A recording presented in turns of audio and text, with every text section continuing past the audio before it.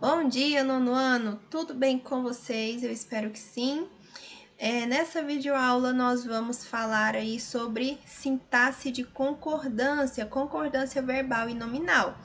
Lá no livro de gramática, nós vamos estudar aí o 5º capítulo do livro e fazer a correção das atividades, tá?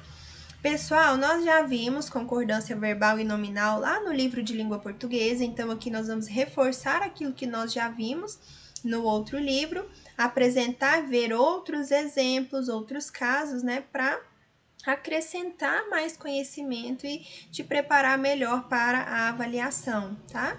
Então, pega seu livro, abre aí no 5º capítulo, acompanhe a explicação e qualquer dúvida eu estou disponível no plantão das 7 às 11, tá bom? Basta mandar mensagem para mim nesse horário que a gente conversa aí, eu tiro sua dúvida, tá? Aí nós vamos também fazer a correção das atividades das páginas 86 a 88, são poucas atividades, eu solicitei na semana, em algumas aulas anteriores, a realização dessas atividades, porque nós já tínhamos visto concordância no livro de língua portuguesa, então não é uma novidade, não é um conteúdo novo, tá bom? Então, abram o livro de vocês, acompanhe aí, o nome do capítulo é Sintaxe de Concordância. Capítulo 5. E tema interdisciplinar, a Primeira Guerra Mundial. Concordância verbal. Regra geral. Nós já vimos que há a regra geral e depois há os casos específicos, né? Então, sempre começamos com o geral, com o mais fácil, depois vamos para os casos específicos. No início do século XX, mais precisamente entre os anos de 1914 e 1918, aconteceu a Primeira Guerra Mundial. Inicialmente, o conflito se deu por um desacordo entre as nações europeias, em relação ao papel de cada uma na aquecida corrida industrial. A Alemanha passou a não mais estabelecer concordância com o cenário atual, uma vez que impôs à Inglaterra, que dominava a maior parte dos mercados consumidores do mundo, uma concorrência real e à altura. A Inglaterra, então, sentiu o estranhamento típico de quando percebemos que algo não está em seu lugar, lugar estabelecido por ela mesma, e partiu para o ataque. Então, veja só, nós temos uma imagem aqui da Primeira Guerra Mundial, né, anunciada como a guerra para terminar com as guerras, além de preparar conflitos posteriores ainda mais graves, deixou fixa a imagem de devastações e morticínios. Tudo por falta de concordância. Veja que essa palavra está sendo utilizada aqui em algumas situações e tem um motivo, é intencional. Vamos lá. Quando lemos um texto, vemos que essa relação de compatibilidade ou de concordância também acontece, de forma muito mais simples e menos traumática, obviamente, que uma guerra. O que chamamos de concordância verbal nos estudos da língua portuguesa nada mais é do que a compatibilidade, número pessoal, entre o sujeito e o verbo de uma oração. Então, veja só a relação que eles fizeram aqui, né? O livro trouxe entre a guerra, a Primeira Guerra Mundial e a concordância, né? E a concordância verbal é a compatibilidade, a harmonia, né? Uma relação harmônica, número pessoal entre o sujeito e o verbo da oração. Quando nós trabalhamos, né, a oração, os termos essenciais da oração, nós vimos que o sujeito é o termo que determina a flexão verbal. Então, o verbo precisa estar em concordância com o sujeito. Então, essa harmonia que há entre o verbo e o sujeito é a concordância verbal. Sabe aquele estranhamento típico de quando percebemos que algo não está em seu lugar, que atingiu a Inglaterra? Pois bem, construções do tipo nós vai para a festa podem provocar esse estranhamento. Veja só, número pessoal, compatibilidade, número pessoal aqui não está acontecendo. Nós vai para a festa. Se essa variação não fizer parte da sua oralidade, obviamente, né? Por causa da falta de concordância entre o sujeito nós e o verbo ir. Ou seja, um está na primeira pessoa do plural, a primeira pessoa e número aqui plural. E o outro na terceira pessoa do singular. Não são, portanto, compatíveis. Então, se o sujeito é ou pode ser substituído pela primeira pessoa ali do plural, o verbo também tem que ser flexionado na primeira pessoa do plural. Então, veja o exemplo abaixo. As fábricas alemãs passaram a produzir mais e melhor que as máquinas inglesas. Veja só, as fábricas alemãs, elas, terceira pessoa do plural, pode ser substituído, né, por elas. Então, é um sujeito na terceira pessoa do plural. O verbo, concordando com o sujeito, também tem que estar na terceira pessoa do plural. Então, no período acima, vemos que o sujeito as fábricas alemãs concorda em número, plural e pessoa, terceira, com o verbo passaram, portanto, a concordância entre ambos. Com base nessa relação entre o sujeito e o verbo numa oração, podemos estabelecer algumas regras básicas, as regras gerais, para a concordância verbal. São elas: flexionamos o verbo na primeira pessoa do singular ou do plural se o sujeito for eu ou nós. Eu aprendi muito lendo livros. Nós sabemos que as nações imperialistas brigavam entre si por razões econômicas. Pedro e eu gostamos de história. Pedro e eu e mais alguém é nós, né? Nós gostamos de história. 2. Flexionamos o verbo na segunda pessoa do singular ou do plural, né? Se o sujeito for tu ou vós, respectivamente. Agora, detalhe: caso o sujeito seja composto, se um dos núcleos for o pronome tu, de acordo com a norma culta, é adequado flexionar o verbo tanto na segunda pessoa do plural, vós, quanto na terceira, eles, elas. Veja só: tu queres dançar comigo hoje? Vós quereis dançar comigo hoje? Tu e Pedro, gostais de história? Aqui nós temos o verbo na segunda pessoa. Mas posso também fazer aí essa flexão verbal na terceira pessoa do plural. Tu e Pedro gostam de história? 3. Flexionamos o verbo na terceira pessoa do singular ou do plural, se o sujeito for ele, ela, você, ou eles, elas e vocês, respectivamente. Do singular, ele, ela, você, plural, eles, elas, vocês. O mesmo acontece se o sujeito for equivalente a esses pronomes pessoais ou ao demonstrativo isso, tá? Então, depois de sua unificação, a Alemanha cresceu bastante em termos industriais. A Alemanha, ela cresceu. Terceira pessoa do singular, tá? Aqui, o isso, ele é utilizado para coisas, né? É ele, ela, você, ou no plural, é para pessoas. Suas fábricas passaram a produzir mais e melhor que as fábricas inglesas. Elas, então, o verbo é para a terceira pessoa do plural. Consequentemente, as pessoas passaram, elas passaram, na terceira pessoa do plural, a preferir os produtos alemães, o que desagradou a Inglaterra. Isso desagradou a Inglaterra. Terceira pessoa do singular para concordar com o que, né? Com isso. Esse clima de rivalidade levou os dois países à guerra. Podemos substituir por isso, então, terceira pessoa do singular. Como dissemos, essas regras são básicas para a relação de concordância verbal. Você já as utiliza normalmente em seu dia a dia, mesmo que não perceba. Por esse motivo, não é necessário se preocupar em decorá-las. Então, você já utiliza essas regras no dia a dia, mesmo sem ter consciência de que está seguindo ali essas regras da gramática. Basta observar com atenção qual é o sujeito do verbo analisado para poder flexioná-lo adequadamente, considerando a pessoa e o número. Então, aqui não é o problema. Aí, o que gera mais dificuldade são esses casos especiais de concordância com o sujeito simples. Há casos de concordância verbal, porém, que exigem um pouco mais de atenção, de acordo com a norma culta. Para facilitar o nosso estudo, vamos considerar por enquanto apenas as orações com sujeito simples. Sujeito simples é aquele que possui apenas um núcleo. Veja só, nós temos que relembrar o tempo todo conteúdos que foram estudados em anos anteriores, tá? 1. O sujeito contém expressões que indicam parte de um conjunto. Expressões como a maioria de, o grupo de, grande parte de, seguidas de nomes no plural. Podem ficar tanto no singular quanto no plural. Se ficar no singular, está concordando com essas expressões. Se ficar no plural, com o nome no plural.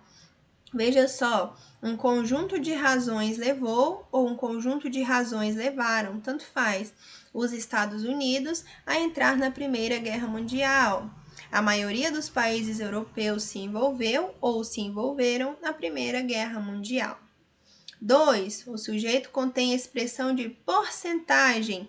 Nesse caso, o verbo é flexionado na terceira pessoa do plural se a expressão percentual for maior que 1. 70% das baixas registradas na Primeira Guerra Mundial foram, veja só, maior que 1%, 70%, então, verbo no plural, devidas a disparos de artilharia.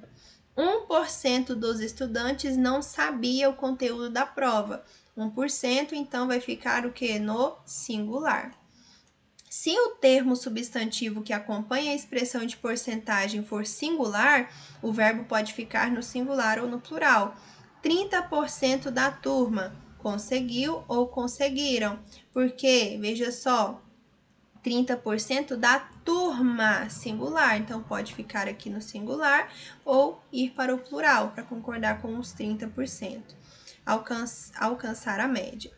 Se a porcentagem for particularizada, o verbo concordará com ela. Esses 30% da turma conseguiram alcançar a média. Veja só, particularizou. Esses 30% de forma específica, tratou aquela porcentagem ali de forma específica, particularizada, tá? Então, vai concordar com ela. 30% maior que 1%, conseguiram. Se o verbo vier antes da expressão de porcentagem, a concordância deve ser feita com o número existente. Ficaram em recuperação 70% da turma. Então, o verbo vai concordar com o número. Ficaram 70% da turma de recuperação. Em recuperação. 3. O sujeito contém expressões com fração. Nesse caso, a concordância se dá da mesma maneira que no caso anterior. Assim, o verbo tanto pode concordar com o numerador da fração quanto com o termo substantivo que acompanha. 1/3 dos alunos conhecia ou conheciam. Alunos conheciam, 1/3 conhecia. Então, tem essa opção de concordância, tanto no singular quanto no plural. 1/3 dos alunos conhecia ou conheciam a história da Primeira Guerra Mundial. Expressão um dos que. Quando o sujeito contém a expressão um dos que, o verbo pode ser flexionado no singular ou no plural, tanto faz. Um dos países que participou ou um dos países que participaram da Primeira Guerra foi a Alemanha. 5. Pronomes relativos que e quem. Caso o sujeito da oração apresente seja representado pelo pronome que, o verbo concorda com o seu antecedente. Se representado por quem, fica na terceira pessoa. Fomos nós que repassamos o conteúdo dado. Agora, fomos nós quem repassou. Veja só, aqui está na terceira pessoa, aqui está concordando com o antecedente nós, tá? Então, aí essas duas regrinhas sobre a utilização dos pronomes relativos que e quem. 6. Sujeito formado pela expressão cada um de, seguido de um nome no plural. O verbo fica no singular, tá? Sempre. Cada um dos países vencedores reunidos impôs à Alemanha duras penas. Não teremos impuseram, porque tem que ficar no singular, tá? Verbos ter e vir. Mais fácil de todas, a concordância com esses verbos tem uma particularidade. Quando conjugados na terceira pessoa do plural, no presente do indicativo, apresentam acento circunflexo. Se está no singular, não tem. Pedro tem estudado muito. Pedro e Alice têm passado dias sem se ver. Então, ele tem sem acento e eles têm com acento. Com os verbos derivados de ter e vir, a terceira pessoa do singular recebe acento agudo e a terceira pessoa do plural recebe acento circunflexo. Aqui, a diferença é que O singular vai receber o agudo e o plural o circunflexo. O governo francês mantém proibido o acesso a regiões contaminadas por armas químicas utilizadas na Primeira Guerra Mundial. Aqui nós temos uma imagem, né? Muitos soldados morreram ou tiveram de conviver com terríveis sequelas decorrentes de uma nova tecnologia criada para a Primeira Guerra Mundial, as armas químicas. Na imagem, soldados utilizando máscaras de gás rudimentares.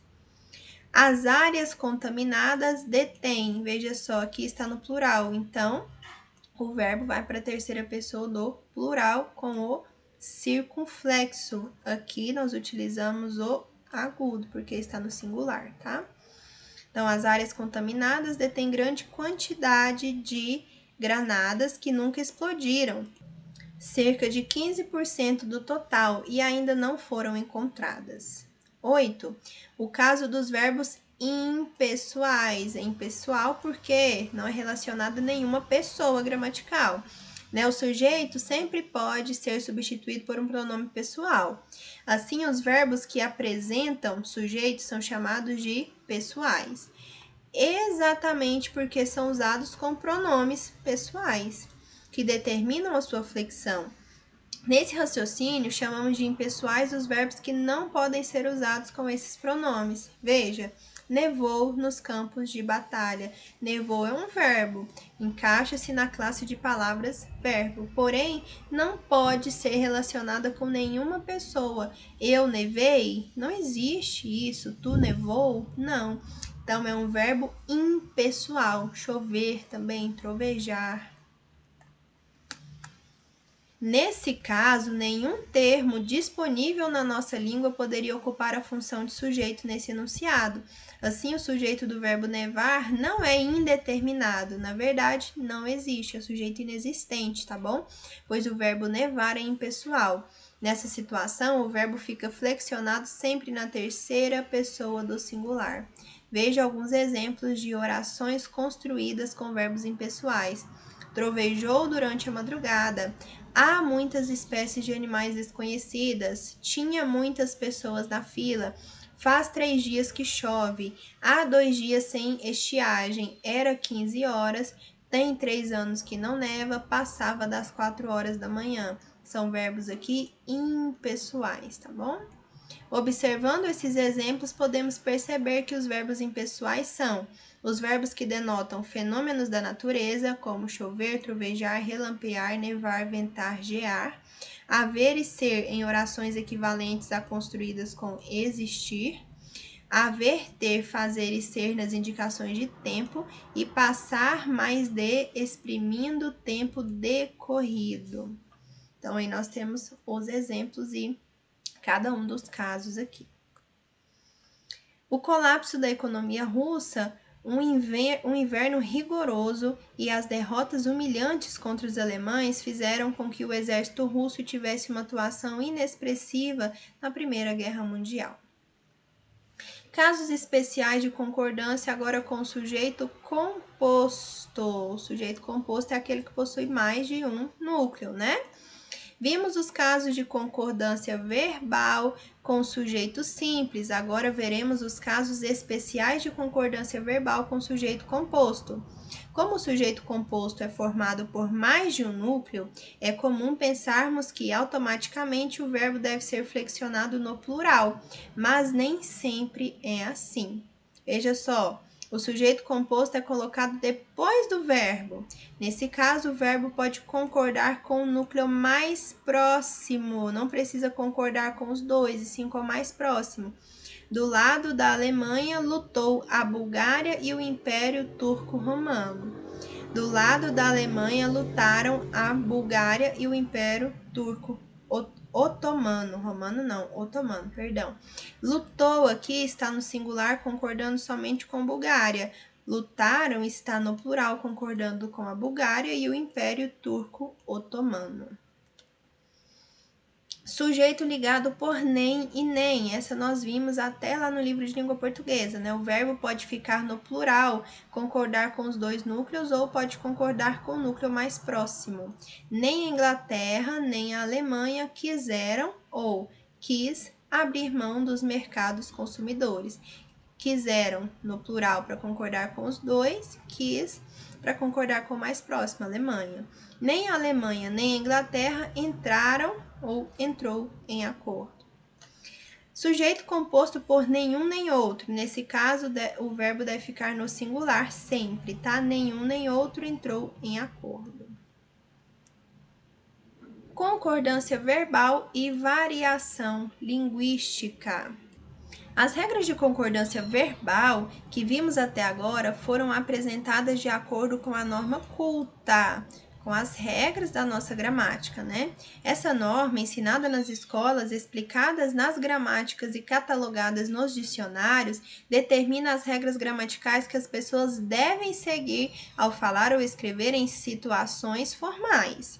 No entanto, a língua que falamos espontaneamente no nosso dia a dia é bem diferente, cheia de variações e desconstruções do que promove a gramática normativa. A quebra com a concordância verbal é um exemplo. Apesar de a norma culta determinar que basicamente o sujeito deve concordar com o verbo, muitas vezes nos vemos construindo orações que não obedecem a essa regra. É aí que entra a gramática de usos. Por exemplo, nós já vimos, né, a gramática normativa, aquela que possui as normas, as regras, e a gramática de uso, né, que trata ali da utilização da língua na coloquialidade, né? Diferentemente da gramática normativa, a gramática de usos não determina o que é certo ou errado. Ela busca apenas registrar as regras gramaticais que as pessoas seguem em situações informais, descontraídas, coloquiais. Não há aqui critérios como feio ou bonito, certo ou errado. Dessa forma, todos nós seguimos regras gramaticais quando falamos ou escrevemos, mas podemos usar gramáticas diferentes de acordo com a situação. Ou seja, depende da situação. Se você está na escola apresentando um trabalho ou escrevendo um texto, respondendo alguma atividade, você deve seguir as regras da gramática normativa. Você deve seguir a gramática normativa, utilizar ali essas regras de concordância. Mas se você estiver em uma conversa entre amigos, em casa, não é necessário, né? A situação não impõe que você utilize aí corretamente as regras de gramática, né? Inclusive, na gramática de uso não tem essa classificação entre correto e errado, tá? Por exemplo, quem diz vamos pescar os peixes todo está seguindo regras gramaticais diferentes de quem diz vamos pescar todos os peixes. Por trás dessa questão há algo muito maior e mais perverso, o preconceito linguístico, ilustrado nos quadrinhos a seguir.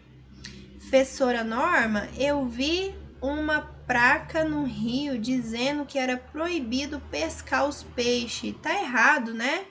Está tudo errado, coxinha. Por quê, professora? Porque, por exemplo, você não pode dizer placa. O certo é placa. Então eu posso dizer lá na rua que a placa tá errada, pode pescar os peixes? Coxinha, você não pode falar desse modo. É errado dizer que placa, peixe, pescar. Por que, professora Norma? Porque podem vê-lo com preconceito. A senhora tem preconceito? Claro que não, coxinha. Só que você é pobre e fala tudo errado. Parece que é índio. Imagina se ela tivesse preconceito, hein? Então, vamos detalhar um pouco. Considerando situações e épocas diferentes, podemos identificar 3 maneiras de conjugar o verbo ser, por exemplo, no tempo presente, de acordo com a gramática de usos. Temos o seguinte: eu sou, eu sou, eu sou. Cada uma das colunas. Na coluna 1, tu és. Na coluna 2, você é, tu és, tu é. Na coluna 3, você é, tu é. Coluna 1, ele ou ela é. Terceira, a segunda coluna, ele ou ela é. Terceira, também. Coluna 1, nós somos. Coluna 2, nós somos, a gente é. Coluna 3, nós é, a gente é. Primeira coluna, vós sois. Segunda, vocês são.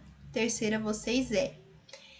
Primeira coluna, eles, elas são. Segunda, eles, elas são. Terceira, eles, elas é. Veja só que há uma mudança aí entre essas colunas em alguns casos. Na coluna 1 estão as formas verbais mais comuns na escrita culta de épocas mais antigas. Na coluna 2 estão as formas mais típicas da fala culta nos dias de hoje, mesmo entre as pessoas com mais escolaridade. A forma a gente é ocorre comumente na fala, enquanto a forma nós somos é mais empregada na escrita. Já na coluna 3 estão as formas utilizadas por falantes menos cultos. Nessa gramática há apenas duas formas verbais, o que a deixa bastante parecida com o inglês. Observe, por exemplo, a conjugação do verbo to work, trabalhar, no tempo presente. Aí nós temos aqui o verbo, vai mudar somente aqui, ó, no he, she, it, né? I work, you work, he, she, it works, we work, you work e they work. Muda somente nós temos somente duas formas ali. Concordância nominal e as atividades. Vamos combinar que ficará para a próxima aula, porque senão fica muito extensa. Na próxima aula, falamos sobre a concordância nominal e corrigimos as atividades. Combinado?